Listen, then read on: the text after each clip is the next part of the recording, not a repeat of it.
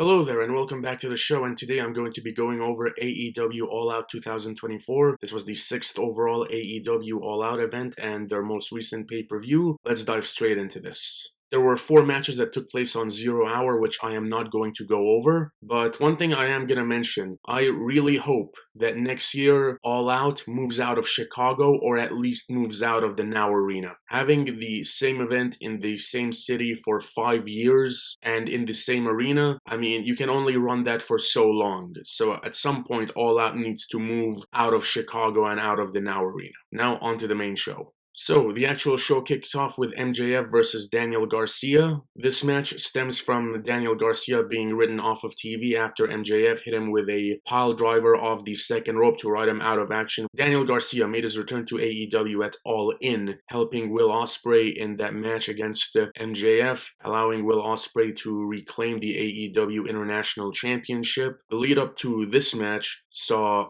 Daniel Garcia being busted open by MJF. Matt Menard was on commentary during this match, and he added a lot of story to this, so that was a nice touch by AEW. This match was very good in my opinion. There was a moment where a suplex was countered off the apron and both guys landed on the outside. Daniel Garcia hit 3 consecutive swinging neck breakers. Daniel Garcia was busted open by MJF. MJF attempted to hit the second rope pile driver that put Daniel Garcia out of action, but Daniel Garcia reversed it into a diving DDT. MJF hit a mule kick into the Panama Sunrise. That was a pretty nice sequence. Daniel Garcia started doing a comeback spot and the Chicago crowd did the Hulk Hogan U. These guys traded submissions. Daniel Garcia hit a pile driver, a devastating pile driver at that, for a 2 count. At the end though, MJF won this match. He pulled the referee in front of him and he hit Daniel Garcia with a low blow, and that low blow somehow was the end of the match. I thought maybe Garcia would grab the ropes or he'd kick out at 2, but no, that was it. MJF wins this match. Post-match, MJF goes for the handshake. So they shake hands and MJF goes for the kick, but Daniel Garcia catches the kick, hits a low blow of his own, and then hits a pile driver off the second rope in the same vein that MJF did to him. This was a very good match. Both guys are solid wrestlers, and there was a nice story being told in this match. I have a feeling that MJF is going to be off of TV for a little bit. Where Daniel Garcia goes, I'm not really sure, but this was a very solid opening match. I really enjoyed this, and I thought this was very good.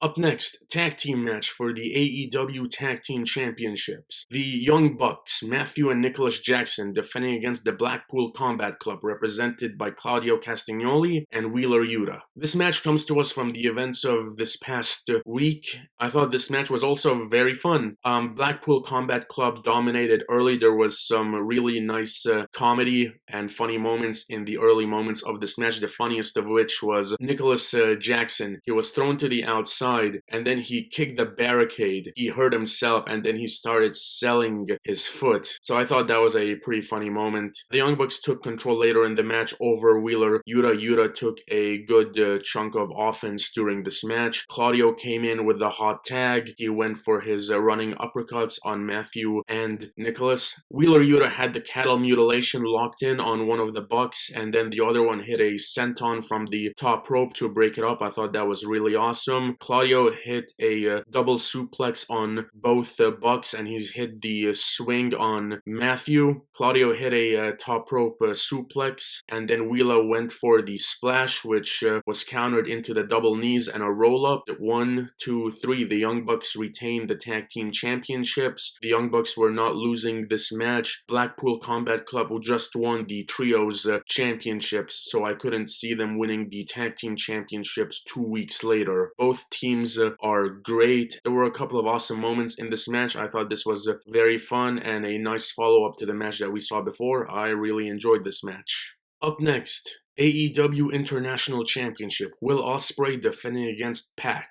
The story behind this match was Pac became the #1 contender for the International Championship, and I personally thought we were going to have a triple threat at Wembley Stadium at All In. However, Pac was put into the Trios Championship match, and his match for the International Championship got pushed to All Out. So that was the story of this match. Pac attacked Will Ospreay in the lead-up to this match, knocked him out on the stage and again backstage. And this was my most anticipated match from an in-ring standpoint. This match absolutely delivered. This was a great match and a great back and forth. So right at the beginning, Pac hit a sky twister to Will Ospreay on the outside, and then Will Ospreay countered that with a springboard and a sky twister of his own. Pac hit a top rope brainbuster on Ospreay. Ospreay hit a springboard forearm off the barricade. There was a great sequence of counters. Pac, he countered an Oscutter and the Hidden Blade, and he kicked the back of Ospreay's neck. Ospreay eventually landed the Oscutter for a 2 count. Chicago was chanting "Fight Forever," which I totally agreed with. These two guys put on an excellent match. Ospreay hit 2 super kicks, and then Pac proceeded to hit him with a German suplex on the apron, which looked sick. And then immediately after that, he hit a Poison Rana on the apron, which looked even more sick than the German suplex. Pac is a great wrestler. Back in the ring, Pac locked in the Brutalizer, but Will Ospreay was able to escape. Then Pac went for the Black Arrow, which Ospreay countered by getting the knees up. He got a 2 count off of that via roll-up. The Hidden Blade was countered again into a backslide. Pac then hits a beautiful Hurricane Rana on Will Ospreay, and he locked in the Brutalizer again, but Ospreay powered out.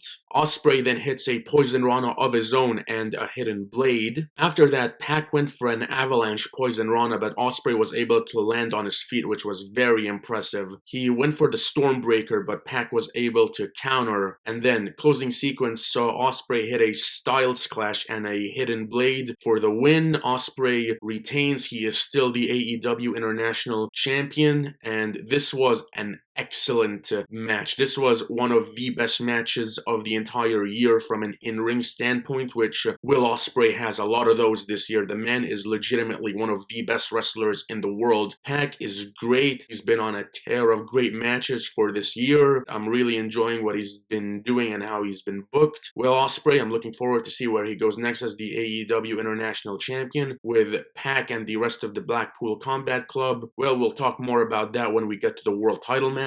But this match between Pac and Ospreay was excellent. This was an amazing match. And following that match, we had a Chicago street fight. Chris Statlander versus Willow Nightingale. This was a Chicago street fight because Willow Nightingale and Tomohiro Ishii beat Chris Statlander and Stokely Hathaway on the All-In 0 Hour. The stipulation of that match, whoever won gets to choose the stipulation for the match at All Out, and Willow decided on a Chicago street fight. Match started off very strong. Willow Nightingale immediately hit a powerbomb and cannonball combination. That was very nice. Chris followed this by powerbombing Willow through the announce table. Following this, Chris Statlander set up a table. She laid Willow out on the table, then went to the top rope to go for a swanton. Willow was able to move out of the way, so Chris actually went through the table, but her leg caught the back of Willow's head, which looked sick. Following this, Willow hit a shoulder tackle on Chris through the barricade, which was awesome. And then we're on the stage at this point. Chris hit a suplex on Willow on the stage. Then she calls out to Stokely to bring the stuff, and Stokely brought out a trash can filled with weapons. Chris hit Willow with the trash can, and then Willow Nightingale, in something that I did not expect, hit Chris Statlander with a light tube, and Chris Statlander was busted open. Talk about extreme. Following this, where could they go from here? Chris Statlander spears Willow Nightingale off the ramp through 2 tables. Mate, this match was awesome. We're back in the ring, double clothesline, they're both knocked down. Willow has a chain wrapped around her fist and she punches Chris with her chained fist. And then Chris Statlander brought some thumbtacks into the ring. She was about to hit an axe kick, but then Willow moved out of the way and Chris landed on the thumbtacks. Chris hit a discus lariat with the chain. She brought out a chained strap, and she locked her and Willow's wrists together with the chained strap. Willow hits a spine buster, and the closing sequence of this match saw Chris Statlander hit a tombstone, and then she choked Willow out with the steel chain, and Willow passes out, and Chris Statlander wins this match. This was awesome. This may legitimately be the best women's match I've seen all year from WWE and AEW. This was awesome. I loved this match, the brutality, the story from the betrayal and everything. This match came together incredibly well. Massive respect to both Willow and Chris for what they did in this match. This was an excellent match, and I am looking forward to where both women go from here. With how this match played out, I cannot see how Chris Statlander doesn't go for the Women's Championship or the TBS Championship. I absolutely love this match. We then go into another awesome match for the AEW Continental Championship. Kazuchika Okada defending against Konosuke Takeshita, Orange Cassidy, and Mark Briscoe. This was awesome. One thing I'm gonna mention though, Orange Cassidy needs his other theme song back, Jane by Jefferson Starship. He needs that theme song back. Okada and Takeshita had a stare down. The conglomeration, Orange Cassidy and Mark Briscoe, worked together to take on Okada and Takeshita. There were some double team moves. There was a double dive followed by a double elbow drop off the apron, which was pretty awesome. They went for a double cover, and Okada and Takeshita both kicked out at 2. So then Cassidy and Briscoe traded, and they pinned the other guy, and they still kicked out at 2. And that was a funny moment in this match. Orange Cassidy and Mark Briscoe are hilarious, and Mark Briscoe especially. He's got charisma for days. He is genuinely so entertaining to watch. The Chicago crowd, of course, being that Don Callis was on commentary during this match, had to let Don Callis have it, which then itself is another story. It seems like the Don Callis family fell off the face of the earth. With Don Callis is still a heat magnet, how are they not doing more with him on television? We got what I will refer to as Suplex Mania. We had 10 consecutive vertical suplexes delivered by the 4 guys, and then Orange Cassidy, he countered a suplex attempt into Stundog Millionaire, and then he hit an 11th vertical suplex. I thought that was very awesome. So Takeshita hit a dive on Orange Cassidy and Okada on the outside, and then Briscoe hit a dive onto Takeshita on the outside. Mark Briscoe and Orange Cassidy back in the ring, and they traded the most devastating chops in all of professional wrestling. And then they went back into business by trading forearms back and forth. Okada and Takeshita hit double German suplexes on Cassidy and Briscoe. Takeshita hits a blue thunder bomb, which looked very impressive. There was a superplex into the froggy bow by Mark Briscoe. Okada came back into the ring, and he got hit by a lariat, a big boot, and the orange punch. Mark Briscoe hits a J-driller on Konosuke Takeshita. He goes for the froggy bow, but it's countered by Takeshita. Orange Cassidy in the ring, he hits a beach break on Takeshita. Then Okada comes back, he hits the Rainmaker on Mark Briscoe, a dropkick on Konosuke Takeshita, and a Rainmaker on Orange Cassidy for the win. Okada retains the Continental Championship. This was an excellent match. This was very fun, very entertaining. I absolutely loved this. This was excellent. I hope we get more of this type of match. I hope that Takeshita is pushed into a more prominent role. With how this match played out, Konosuke Takeshita, in my opinion, has to be the guy to take the championship off of Okada. I enjoyed this. This was very fun.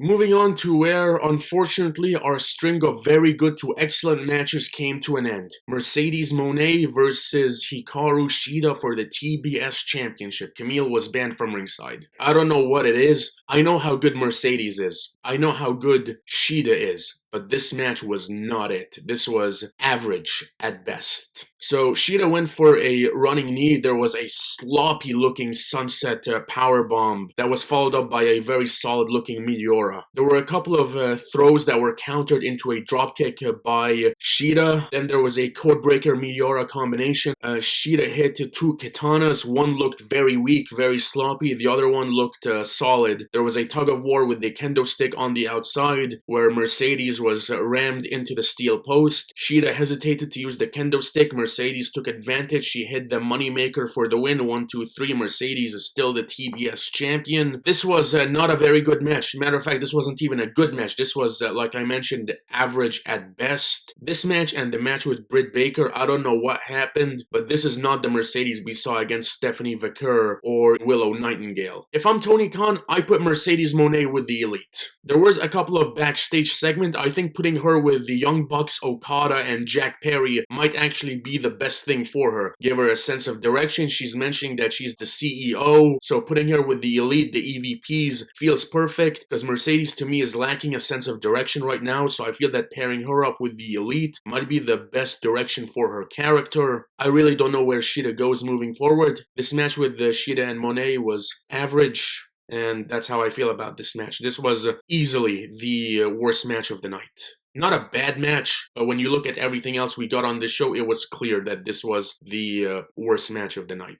In what was billed as the official main event to All Out, which it absolutely was not. This was the semi-main event. The closing match is the main event. Bryan Danielson versus Jack Perry for the AEW World Championship. Now, when Jack Perry came out and attacked Bryan Danielson after All In, I initially wasn't a big fan of that direction for Bryan Danielson. However, there is somewhat of a story here. Bryan Danielson was pinned by Jack Perry at Double or Nothing to end Anarchy in the arena. Also, when Bryan Danielson made his debut in AEW at All Out 2021, Jack Perry was in the ring, and Bryan Danielson came out and he helped Jurassic Express and Christian Cage against the Elite, who were joined by a debuting Adam Cole. So there was story here. Jack Perry came out, he had a video package driving a truck, came out in the backstage area. Matthew and Nicholas Jackson were waiting for him with a goat mask and the TNT Championship, as well as a bunch of security guards who accompanied Perry to the ring. Bryan Danielson came out to Final Countdown, which I absolutely love.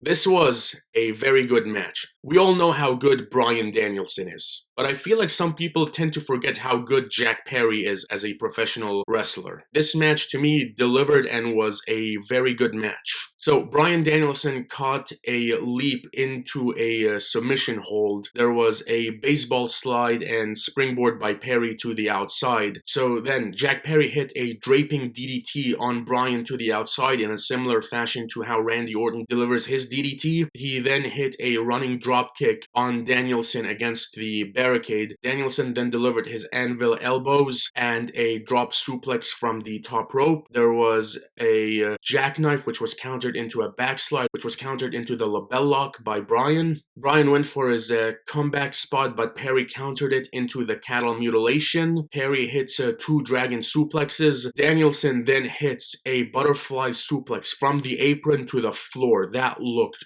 awesome. Chicago started chanting "You deserve it" to Jack Perry, and being that this is Chicago, there were a couple of dueling CM Punk chants during this match. Danielson hit a guillotine knee drop to the arm of Perry. Perry then countered a Busaiku knee into the snare trap. We got a ref bump. The Young Bucks came out. They hit the TK driver on Bryan Danielson. Claudio Castagnoli and Wheeler Yuta came out to chase the Young Bucks away into the crowd. Perry then hits a running knee for a 2 count. Perry kicked Bryan's head in. Bryan then hits the Busaiku knee. Perry was slapping Bryan, but then Bryan was just brushing it off. Danielson then hits a second Busaiku knee for a 2 count, which I thought that was supposed to be the end of this match. Kicking out of 2 Busaiku knees, I didn't feel that Jack Perry, he should kick out of 2 Busaiku knees. Like, I feel like, okay, 2 Busaiku knees, you know, that's enough to pin Jack Perry, but I don't know why they decided to continue this match after the second Busaiku knee. In any case, after he kicked out,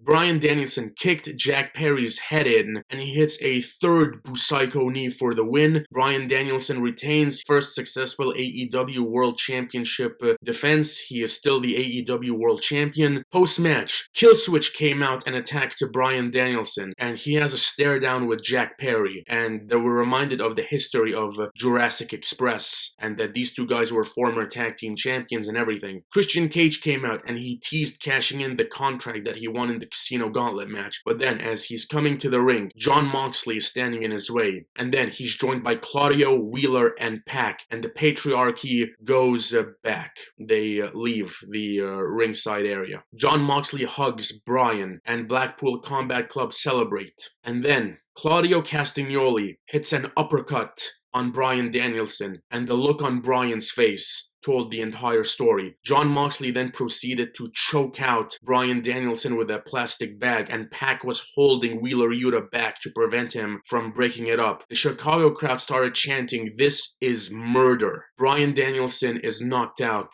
Blackpool Combat Club leave. Wheeler Yuta is left in the ring to tend to Bryan Danielson with AEW medical staff. Jon Moxley made his return to AEW after All In. He cut a promo stating that this is not your company anymore. I was wondering, what does this mean for the Blackpool Combat Club? And I guess we got our answer here. I believe that Shane McMahon is coming into AEW, and he's recruited Moxley and the rest of BCC to be his muscle. Where Bryan Danielson goes, that is a little more up in the air. We've got AEW Grand Slam coming up in just, 2 weeks, if I'm not mistaken, and Bryan Danielson is slated to defend the World Championship against Darby Allin at Grand Slam. Now, yes, Jon Moxley did call out Darby Allin in his return promo, so I'm interested to see where that goes. Could Darby Allin face Jon Moxley and Moxley takes the spot? Could Moxley offer help if Darby agrees to join them? One other thing, Wheeler, Claudio, and Pac are the AEW Trios champions. What does this mean for the Trios championship? I am against vacating the Trios championships. We do not need another tournament in September when we've got the Continental Classic slated to come back later this year. We'll see what AEW does moving forward with the storyline. This match between Danielson and Perry was very good. This was a very good match, and both guys delivered fantastic performances. Post-match, the storyline implications coming out of that was a lot more interesting. Also with Killswitch, him and Perry having a stare down. Being that Killswitch is also from California, the California crew, I did think of the possibility of Killswitch betraying the patriarchy and joining the Elite, but Killswitch has a lot of babyface momentum with the crowd, so I feel like him going from one heel stable to another heel stable is not the best move, so we'll see where that goes. And, well, on to our main event.